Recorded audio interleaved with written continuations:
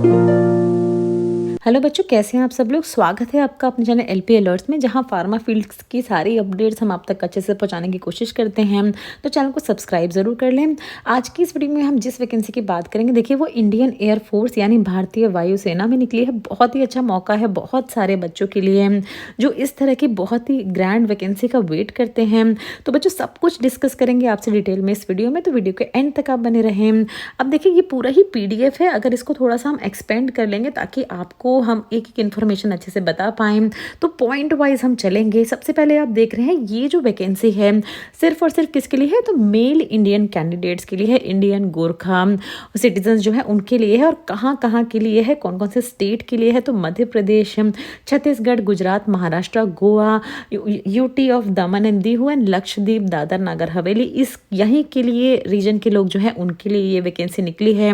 बाकी जो रीजन्स के हैं बच्चे वो भी निराश ना हो, उनके भी रीजन में इस तरह की वैकेंसी निकल सकती है आने वाले फ्यूचर में। और जो रिक्वायरमेंट होगी वो ऑलमोस्ट इसी की तरह होगी। तो आप ये पूरी वीडियो को देख लें तो आपको पता चलेगा कि क्या क्या आपके स्टेट में भी जब रिक्वायरमेंट आएगी तो किस किस तरह की आपसे चीज़ें मांगी जाएंगी।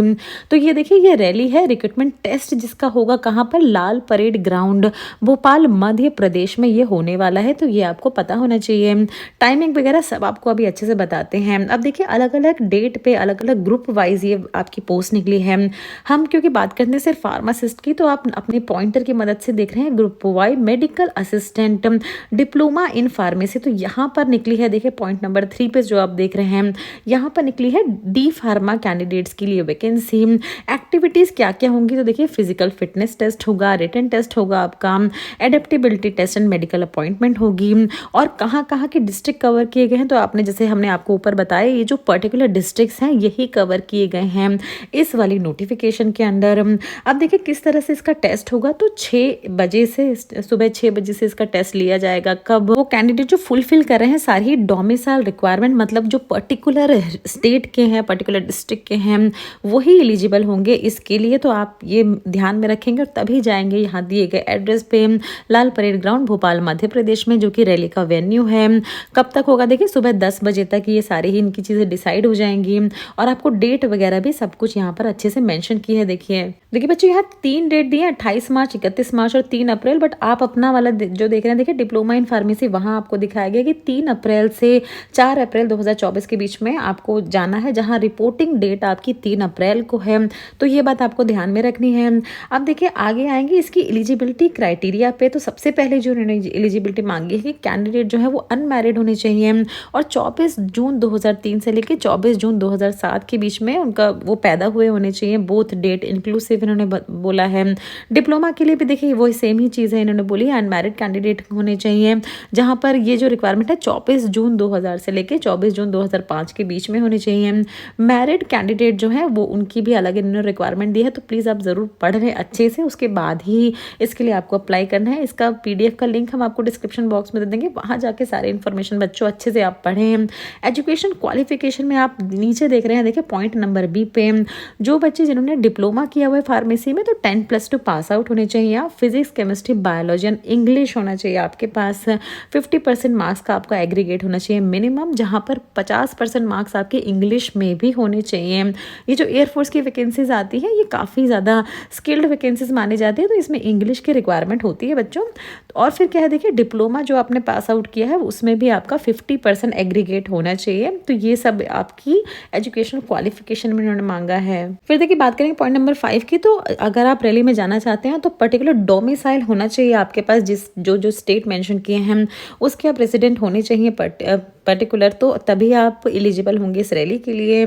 और बहुत सारी चीज़ें उन्होंने और मेंशन की है, तो वो प्लीज़ आप पढ़ लीजिएगा। मैंडेटरी मेडिकल स्टैंडर्ड्स बहुत ही इंपॉर्टेंट है बच्चों, जो आपके मेडिकल स्टैंडर्ड होने चाहिए। तो ये आपको पहले से ही देख के जाना है, वहाँ जाके रिजेक्ट होने का कोई मतलब नहीं है। तो पहले से ही सारे अपने मेजर्स को पता होने चाहिए आपको कि वेट और आपकी हाइट कितनी होनी चाहिए, चेस्ट वगैरह के बारे में उन्होंने रेंज बताई है। वेट जो है देखिए वो आपका BMI चेक करते हैं, उसके अकॉर्डिंग आपका वेट होना चाहिए। हीयरिंग वगैरह कैसी होनी होनी चाहिए, विजुअल स्टैंडर्ड वगैरह कैसे होने चाहिए, अगर किसी तरह का ग्लासेस आप लगाते हैं तो क्या उनकी रेंज होनी चाहिए, तो सब कुछ बच्चों इन्होंने अच्छे से मेंशन किया हुआ है। फिर देखिए किसी तरह का नार्कोटिक ड्रग आप नहीं ले रहे होने चाहिए और किसी तरह का बॉडी टैटू नहीं होना चाहिए आपकी बॉडी पे। तो ये सब रिक्वायरमेंट होती है अगर आप किसी भी आर्मी की जॉब में जाते हैं, तो यहाँ इस तरह की चीज़ें नहीं होनी चाहिए आपकी बॉडी पे, बिल्कुल क्लीन बॉडी होनी चाहिए आपकी। फिर देखिए और क्या है, जो आपको क्या क्या लेके जाना है, राइटिंग मटेरियल एंड डॉक्यूमेंट्स जो रिक्वायर्ड है वो उनकी लिस्ट आपको बताई है।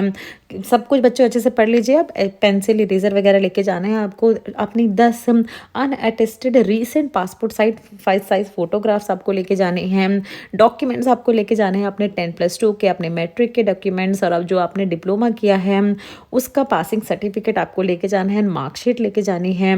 तो ये सारे ही यहाँ पर डॉक्यूमेंट्स आप अच्छे से पढ़ ले, एनओसी वगैरह जो भी है आपके पास सब कुछ आपको अच्छे से लेके जाना है। देखिए डॉक्यूमेंटेशन में ही आपका कंसेंट फॉर्म है फिजिकल फिटनेस टेस्ट का, तो ये भी आपको वहाँ पर लेके जाना है ताकि सारे डॉक्यूमेंट्स वगैरह बच्चों आपके पास हों। टर्म्स एंड कंडीशन की अगर बात करें तो देखिए ट्रेनिंग की इन्होंने बात की है कि आपको टोटल जो इनिशियल पीरियड पे एनरोलमेंट दिया जाएगा वो 20 साल का दिया जाएगा, उसके बाद जिसको एक्सटेंड किया जाएगा अप टू 57 ईयर्स तक एक्सटेंड किया जा सकता है। पे एंड अलाउंस की बात करें तो देखिए बच्चों, जो आपको ट्रेनिंग के दौरान जो स्टाइपेंड मिलता है वो 14,600 होगा पर मंथ।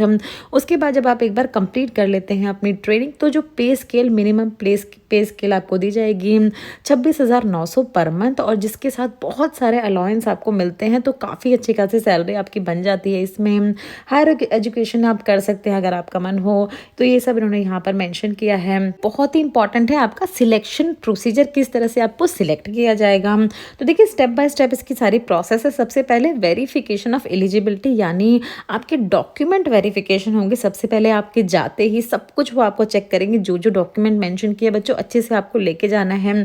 ओरिजिनल सर्टिफिकेट्स आपको सारे ही लेके जाने हैं ताकि अगर ज़रूरत आपको पड़े तो फोटो स्टेट आप करा ले अगर एक्स्ट्रा आपको लगता है वहाँ पर, बट ओरिजिनल बच्चों प्लीज़ अपने साथ ज़रूर लेके जाएं। पॉइंट नंबर 19 पे देखे जाएंगे हम। पॉइंट नंबर 18 अभी हमने देखा, जो क्या था, सबसे पहले क्या है डॉक्यूमेंट वेरिफिकेशन, उसके बाद आपका फिजिकल फिटनेस टेस्ट यानी PFT होगा। PFT में सब कुछ आपको बताया, देखिए किस तरह से रनिंग वगैरह करनी होगी, तो ये अच्छे से आप पढ़ लें क्या क्या आपकी फिजिकल टेस्ट रिक्वायरमेंट है, फिजिकल फिटनेस रिक्वायरमेंट है। रिटन टेस्ट आपका बच्चों कितने देर का होगा, 45 मिनट्स का रिटन टेस्ट होगा आपके फिजिकल टेस्ट के बाद। ये 45 मिनट में आपके देखिए टोटल आपके कितने क्वेश्चन आएंगे, 50 क्वेश्चन आएंगे, जिसमें से 20 क्वेश्चन इंग्लिश के होंगे, 30 क्वेश्चन जो है आपके रागा यानी रीजनिंग एंड जनरल अवेयरनेस के होंगे।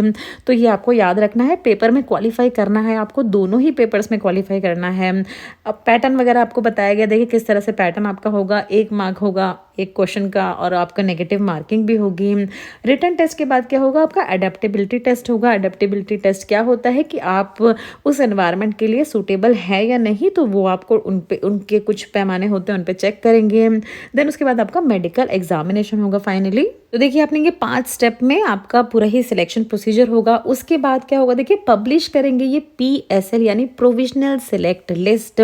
ध्यान रखना है बच्चों आपको, 13 मई 2024 को इन्होंने सब कुछ अच्छे से मेंशन कर दिया है कि सब कुछ ये अपनी PSL लिस्ट को डिस्प्ले कर देंगे, जो कि कहाँ के सेंटर्स के लिए होगा, तो कहाँ के लिए होगा, 15 airman selection centre Bhopal Madhya Pradesh में ये डिस्प्ले हो जाएगा। और इसमें कुछ बच्चों के नाम होंगे जो कि सिलेक्ट हुए हैं। उसके बाद देखिए जो फाइनल एनरोलमेंट लिस्ट, जो कि कैंडिडेट फाइनली सिलेक्ट हुए हैं, वो ये पब्लिश करेंगे कब, देखिए 24 मई 2024 को। और उसके बाद ये फाइनल हो जाएगा कि बच्चे जो है वो सिलेक्ट हो गए हैं। PSL लिस्ट जो है वो ये फाइनल लिस्ट नहीं होती, क्योंकि और भी कुछ क्राइटेरिया होते हैं इनके, वो उनको मीटअप करने के बाद फाइनल एनरोलमेंट लिस्ट ये पब्लिश कर देंगे 24 मई को। तो सब कुछ देखिए बच्चों उन्होंने अच्छे से मेंशन किया है, अपना एक एक चीज़ जो है जितना अच्छे से ये क्लियरली मेंशन कर सकते थे इन्होंने मेंशन किया है।